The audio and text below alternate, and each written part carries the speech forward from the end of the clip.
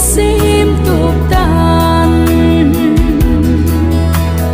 na là cao hin khu rộng cái sim tục tan ta salam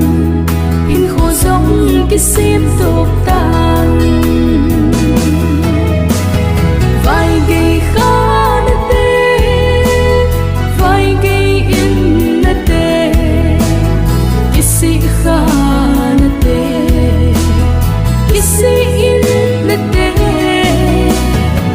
đâm lại sung nhìn cái sim tốt lối sừng không ai xót hiểu vài ngày khá nè tê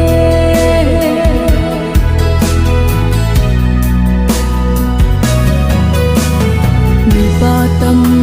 tin tha cao hin khô tình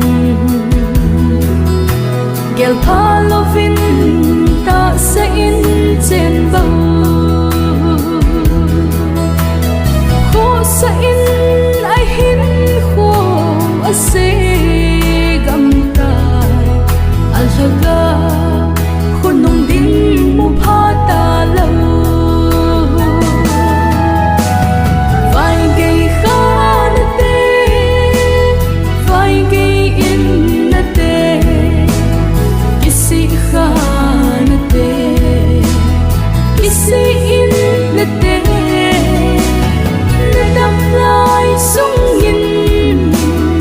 sim tốt lối sừng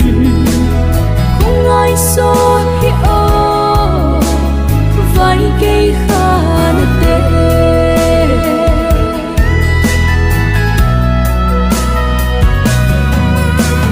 mi ba hin khô lê cha hin khô rong anh mi kia la ba thi ra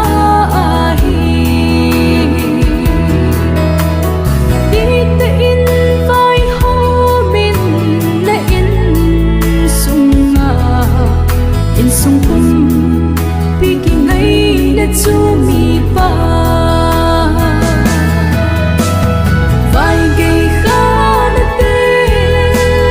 vài ngày in na tê kisi khá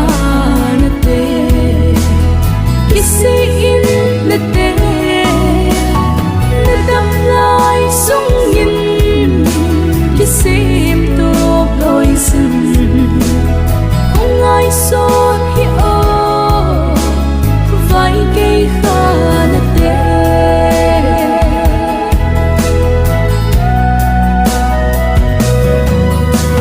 ngày lụt nan u sung vai hôm in lặng nè gì nè cha làm đi hill sinh in